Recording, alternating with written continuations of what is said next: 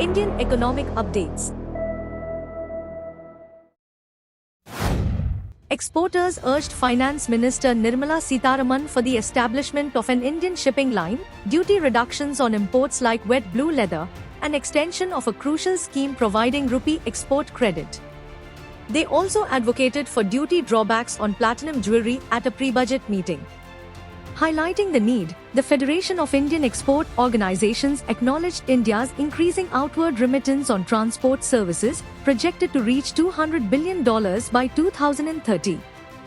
The exporters also sought an extension of the interest equalization scheme with higher incentives.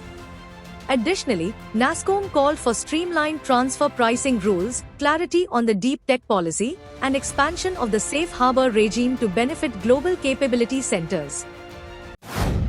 India's consumer inflation, having eased from its peak of 7.8% post-Ukraine conflict, remains vulnerable to potential spikes above the 5% mark due to adverse weather events, cautioned RBI Governor Shaktikanta Das. Emphasizing the critical link between price stability and sustainable growth, he underscored the risks of policy errors derailing economic recovery. The RBI's mandate targets a 4% inflation rate with a permissible deviation of 2 percentage points.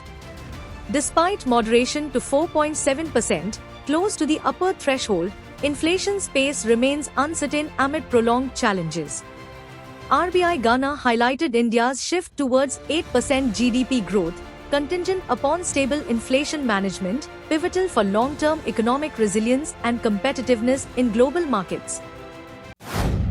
Moody's Ratings highlighted India's deepening water scarcity crisis, stressing its adverse impact on the country's credit health and sectors like power generation and steel manufacturing. The rating agency emphasized that rapid economic growth, industrialization, and urbanization are depleting water resources, exacerbated by climate extremes that affect annual monsoon patterns.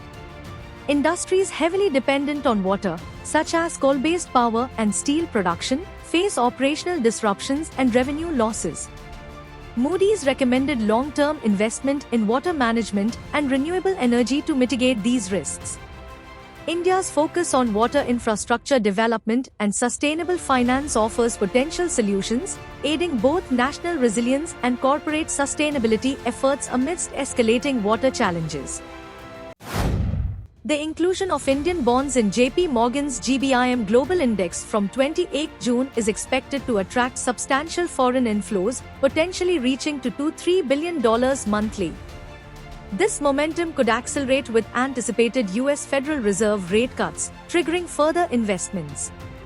Standard Chartered Bank predicts two Fed rate cuts in 2024, aligning with potential reductions by the Reserve Bank of India. This outlook, coupled with the rupee's stability and favorable yield differentials, makes Indian bonds attractive for diversification and returns.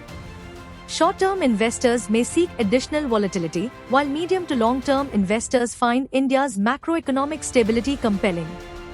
Overseas interest includes total return swaps and supranational bonds, signaling sustained foreign engagement over the coming months.